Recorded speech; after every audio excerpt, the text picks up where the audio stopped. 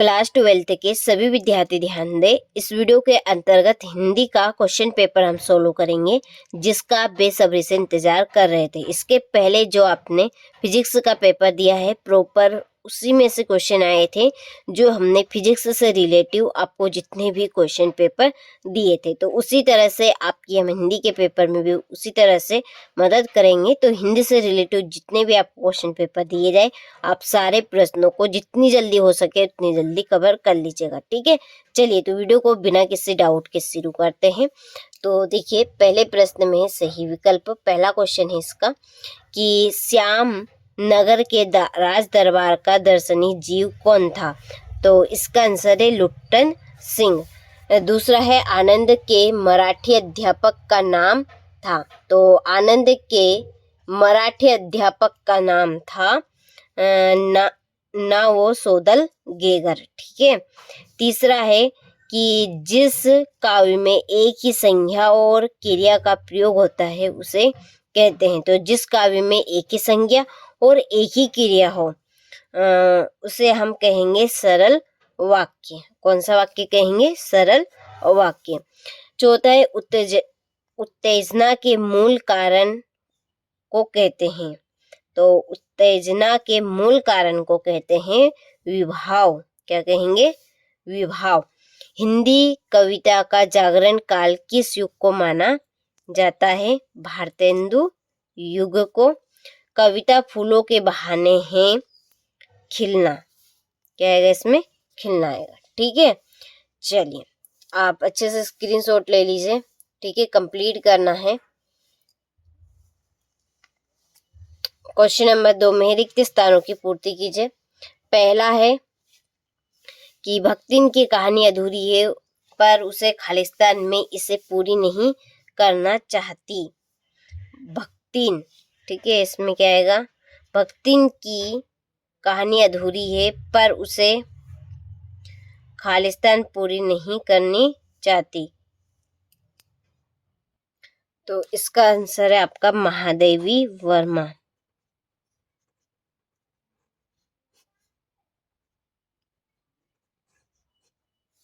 दूसरा है नागार्जुन खालिस्तान के कवि है प्रगतिवाद के।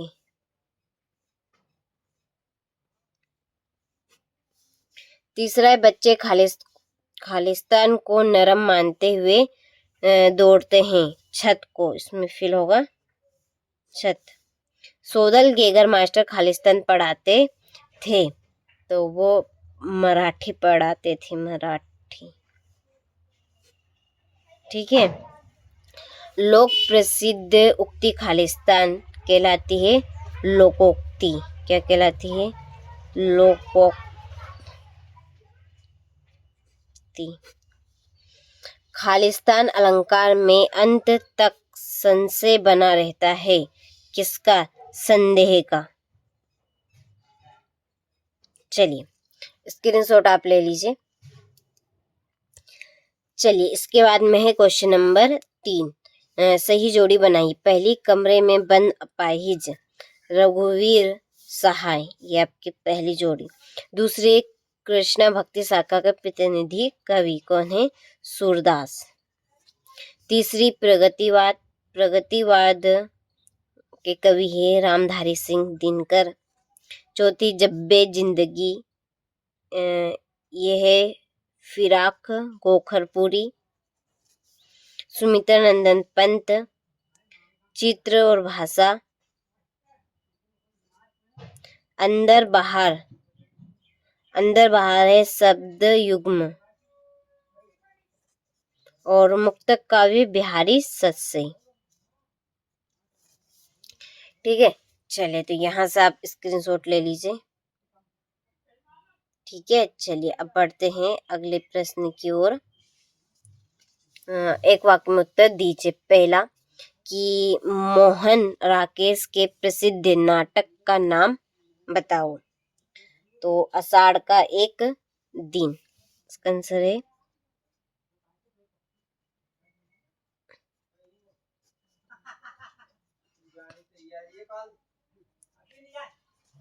एक दिन, ठीक है।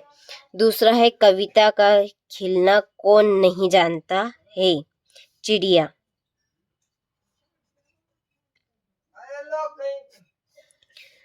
तीसरा है बिंब का शाब्दिक अर्थ बताइए। मूर्त रूप।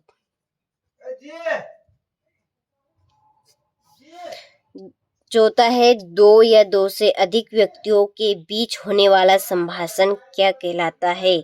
संवाद। क्या कहलाएगा? संवाद।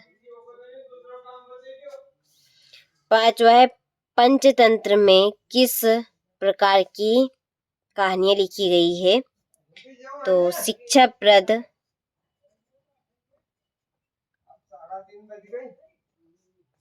शिक्षाप्रद पशु कहानियां।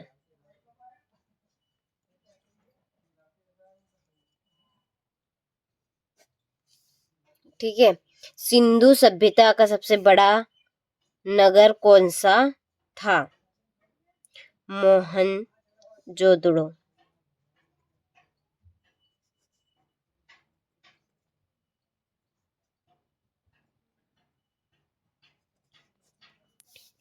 चलिए, लुट्टन पहलवान को पाल पोस कर बड़ा किसने किया था? तो उसकी विधवा सास ने। सास। ठीक है। चलिए, यहाँ से आप बढ़िया से स्क्रीनशॉट ले लीजिए। हो गया। पांचवें प्रश्न की ओर बढ़ते हैं। सत्य सत्य लिखिए। पहला, भक्त जी का चूरन हाथों हाथ बिक जाता है, तो ये है सत्य बात। दूसरा है यशोधर बाबू की शादी 6 फरवरी 1957 को हुई थी। असत्य बात है। आहा तुम आ गए आज्ञावाचक वाक्य है, तो ये भी असत्य है, नहीं है। श्रृंगार रस का स्थायी भाव हास होता है, तो असत्य क्योंकि रति होगा। प्रयोगवादी कवियों ने प्रकृति का मानवीकरण किया है, तो ये असत्य है। और छठा, प्रातः काल का आकाश नीले पानी जैसा था, तो ये आपका सत्य। ठीक है, यहाँ से आप अच्छे से स्क्रीनशॉट ले। चलिए, क्वेश्चन नंबर 6 की ओर बढ़ते हैं कि शिरीष का पेड़ भयंकर लू के थप्पड़े खाकर संसार को क्या देता है? आदर्श समाज किस पर आधारित होगा? मनी बैग से क्या तात्पर्य? डेस्क किसे कहते हैं? इसके बाद में हिंदी के 2 खंड काव्य एवं उनके रचनाकारों के नाम। रुबाइया छंद की परिभाषा उदाहरण सहित लिखिए। काव्य परिवर्तन से आप क्या समझते हैं? निम्न वाक्यों को शुद्ध करके लिखिए। कविता के संदर्भ में बिना मुरझाए महकने के माने क्या होते हैं? ठीक है, अच्छे से आप इनको सारे प्रश्नों को कंप्लीट करके जाइएगा, क्योंकि वही क्वेश्चन आपको दिए हैं जो 100% परीक्षा में आएंगे। ठीक है।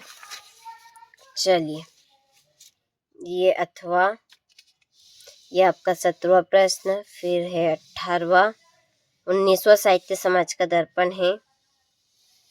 ये 20वां, इसमें पद्यांश की आपकी व्याख्या है और गद्यांश की व्याख्या है 21वें में। चलिए, ठीक है।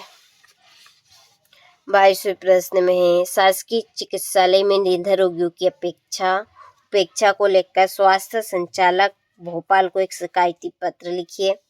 और लास्ट है, निम्नलिखित में से किसी एक विषय पर संक्षिप्त किंतु सारांशिक निबंध लिखिए। ठीक है। चलिए।